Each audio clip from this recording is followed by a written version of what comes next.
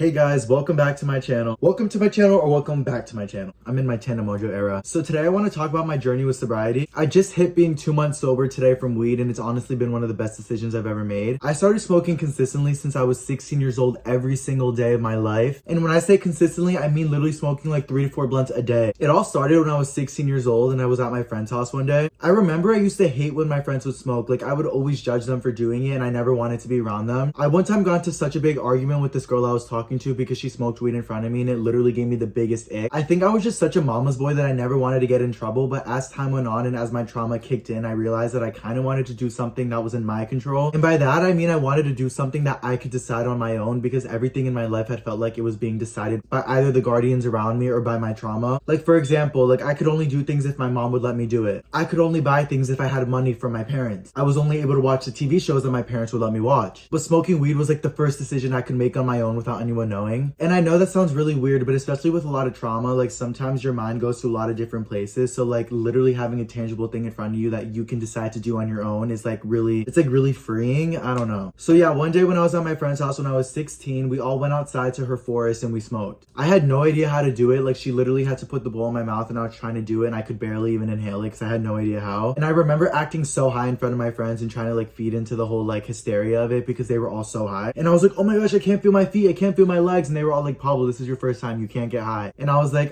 yeah, I'm not that high. I'm just kind of high. I kind of retracted from what I was saying because I was embarrassed. Anyways, after that, I kind of wanted to see what it was like to actually get high. So I don't know specifically the next time I smoked, but I definitely did it within the next couple of days. And then that time I definitely got high. And from there, it just became such a common thing to smoke with my friends. And I kind of got over the whole judging people for smoking. And I kind of got into like my rebellion era because I wasn't listening to my parents. I was doing things on my own. I was getting high all the time. I was just entering high school, probably like my sophomore, junior year. And that's when carts just got put into school. So weed was so popular within everyone. And not gonna lie, I feel like carts really destroyed the health of a lot of young people because it became so popular in school. It was literally like the pandemic. Like one cart dropped, suddenly everybody had them, was addicted to weed. I remember getting in so many arguments with my parents because I would come home smelling like weed or I would come home looking high and they would get so mad at me. Like they would drug test me, they would ground me, they wouldn't let me go out, but I would still find ways to smoke. And especially with carts in school, it became so accessible that I didn't even need to do it when I was at home. And also I kind of stopped caring what my parents were saying and I got into like such a bad kid era that I would just keep smoking and I wouldn't even care if I came home high. It was really sad, honestly. And looking back as a 21-year-old, I'm like, why was I getting high so often at 16 years old? I remember my dad telling me that weed was a gateway drug and I would always tell him that he was being dramatic. But looking back, he was completely right. Like I'm really privileged and grateful to say that I didn't get into any like heavy drugs, but at the same time, getting on weed is really addicting. Like for example, the first time you smoke, you'll take one little hit and you'll get so high. Then the next time you smoke, you'll do another hit, you'll get so high. But then as you keep going, you need 2 hits to get high, 3 hits, 4 hits. And the next thing you know, you're at 6 hits before you can get high. And then after a couple times smoking, you're like, wait, maybe I should try a cart. And especially with carts being so popular in high school, everybody was smoking them. So you'd hit a little bit of a cart, you'd get so high. But now your tolerance is way higher than it was before because carts are way stronger. So now instead of 6 rips getting you high, now 10 rips get you high. And then now instead of 1 cart hit getting you high, you need 2 cart hits. And it just keeps going until you're smoking like 3 to 4 blunts a day. As a 16 to 17-year-old, that is so toxic. And for me, I never saw anything bad in it because I was like excited to finally do something on my own. By that, I mean just do something out of the control of my parents. Like I know they didn't like it, I know they didn't allow it, I know they would ground me, but for some reason it made me feel like I could finally make my own decision. But then again, I was high all the time, so I feel like I wasn't even making any good decisions. So once I started smoking weed, I didn't stop and I kept going until I was 21 and a half. That's like 5.5 years. I remember the first issue I had with weed in high school was my memory. I would be so forgetful of things. Even if things I was thinking of in my own head, like they would just fly out of my head in a couple seconds. Like literally I could have a thought, the next second I would have no idea what I was just thinking about. And at the time I didn't think it was bad because I thought it was just normal. And unfortunately I did start smoking really young, so my new normal became all these consequences of smoking weed. So like my memory loss, I thought that was just normal because I was a kid and I didn't know that I was smoking weed and what it was doing to my brain. And I loved being a stoner. Like I made so much of my personality being a stoner. Like I loved walking into school smelling like weed and having red eyes. I would always go to the bathroom and rip a cart, then go into class blasted. I would smoke before school, I'd smoke after school. It got to a point where I was literally fighting not to get high during school. Especially my junior and senior year, like I was high all the time. And I remember when I was leaving to go to college in California, because I'm originally from Connecticut, I was like, okay, I'm gonna go in there sober, I'm gonna go in with a clear mind. I'm not gonna smoke anymore going to California. Right when I got to school, I took like a 2-week tea break and it was so hard for me because that was like the first time I took a tea break in like 2.5 years. And I was bugging every day. I had no friends. There was no one with weed around me. So I was like really struggling. I was also under 18 years old, so I couldn't even like go to a dispensary and buy weed. It wasn't long though until I found friends that smoked weed and I started smoking consistently with them. But once again, like in high school, I had a group of people that were smoking around me, so I didn't feel as bad about it. So when I went to college and I met a group of people again that were smoking, again, I didn't feel bad about it. I just kind of kept going into that cycle. I would go to the dispensary, buy weed, we'd buy weed from people in school. The weed in California is so strong, so I was getting way higher. And yeah, I kind of just started smoking every day again like I was doing in high school, but even worse because the weed in California is way stronger, so people don't even realize like how much that affects them. And just again, like in high school, I didn't realize I was in a toxic situation until I got out of it. And then it was like I got put back into a toxic situation in college and I didn't realize that I was in it until I got out of it. And like I said with my memory, that kind of translated onto college. I remember all the friends I was making, they were asking me like questions about my childhood and questions about my graduation in high school. And I remember I did not remember a thing. Like I couldn't remember what my favorite color was in 8th grade, and I also couldn't remember how my graduation was. Like that really freaked me out. And I realized like, wow, I'm 19 years old now and I still don't remember things, and like this is gonna continue on in my life if I don't make a change. And that's when I started to like feel the consequences of smoking weed when I was like 19, like a sophomore in college. Although I didn't stop, I definitely did feel bad about smoking, even though at that point I realized I was really addicted. And especially with COVID and everything, there wasn't much to do other than smoke, so I didn't really feel that bad about it again. Like I felt mentally bad about it, but like physically, like I didn't have another choice. Like there was nothing to do, I was bored, and I would just like puff away with my friends. It was really, really bad. My junior year of college, I was really depressed because of smoking weed. I was really anxious all the time. I hated my roommates. They were so dirty. I wasn't really doing anything with my days. I wanted to be more creative, and I knew that I always had gone to college just to get closer to LA. And when I first went to college, I told myself I wasn't going to graduate and it was just a step closer, but then I got really comfortable and I was like, wait, maybe I can graduate. But then my junior year, when everything started going wrong with my mental health, I was like, wait, I'm gonna take a trip to Hawaii right now, visit my friends, and we're gonna see what we're gonna do. I took the trip to Big Island and I had the best week of my life. I spent time with my friends. I didn't smoke that much in Hawaii. I honestly don't think I smoked at all. I think I smoked like one day in Hawaii because I told myself I wanted to have a sober vacation. And then I kind of had this like revelation that I wanted to drop out of school and just live my life. So I got back to college and I dropped out. Right when I dropped out, I used all my money to get an Airbnb in LA and I moved by myself. I lived there for a month and a half until I found my new apartment, but that month and a half was so hard for me because I told myself I wasn't going to smoke weed. I would write it on all my mirrors. I would always remind myself that I did not deserve to be high all the time. And it was really hard for me because I was still smoking, even though I had all these mantras written all over my apartment, like do not smoke. Like I felt like I was like doing a disservice to myself, and I felt like I was really ashamed by myself that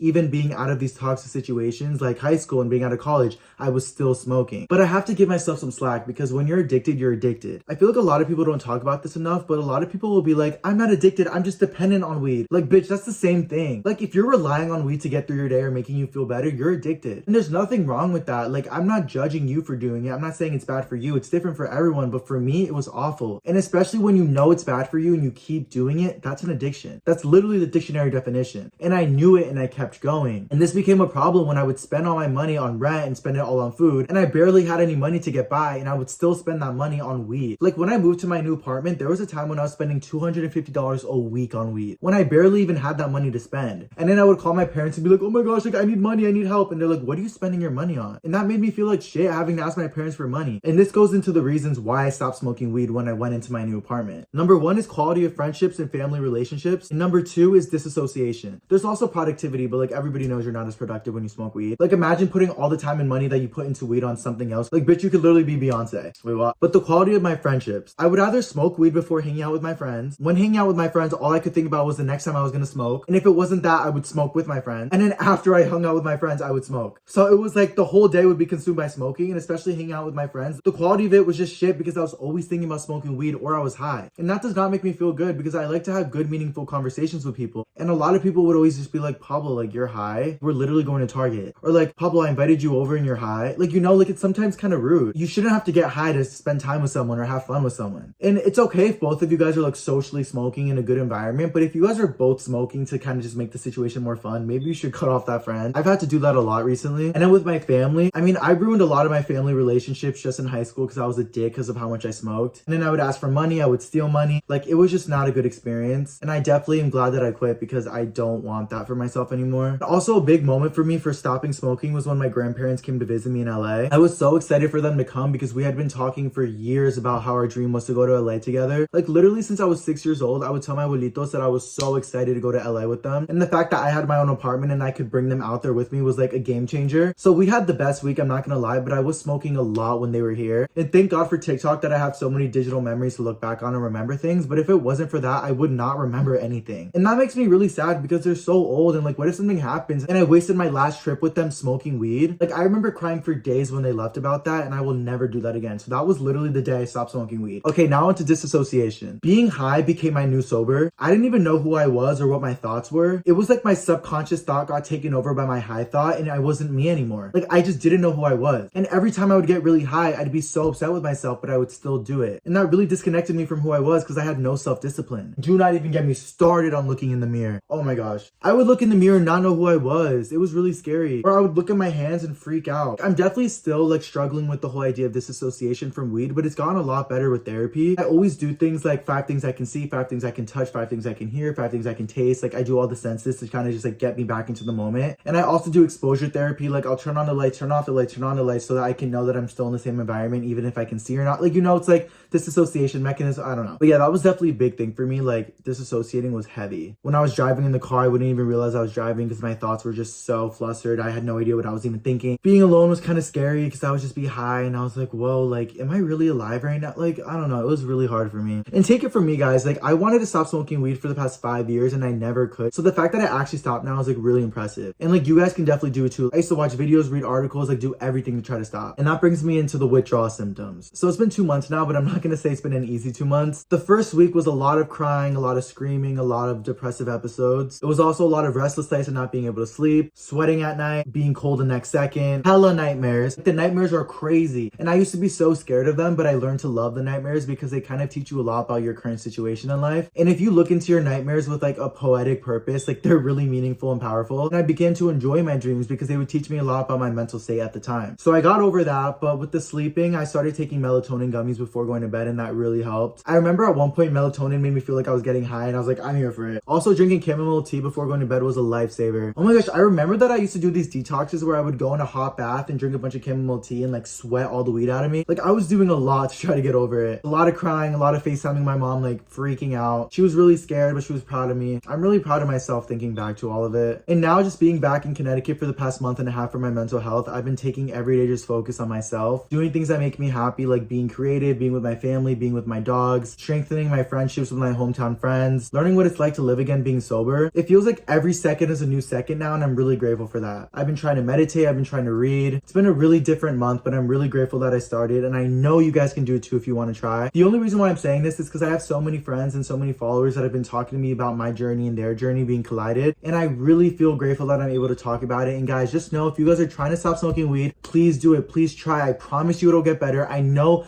Trust me, like, this is me talking right now. Like, I know it'll get better. It was not okay for me for so long, but it got better. I'm sure there's probably a lot that I'm missing out on, but I'm excited that I was just able to ramble off my head and talk to you guys from my heart. But guys, let's try to stay sober this year. You know, relapsing is okay sometimes, taking a little hit here or there, but for the most part, I would definitely say to try to give yourself 2 straight months of not smoking, to know that you can do it, and to prove to yourself that you do have self-discipline, because having discipline is everything today. And if you have it, you can literally be the healthiest, happiest person ever. Me saying that as I was literally crying like an hour ago about my anxiety, but whatever, you get it. Thank you for watching. Subscribe, like, comment, all that kind of stuff. I'll be back. Peace out. Bye.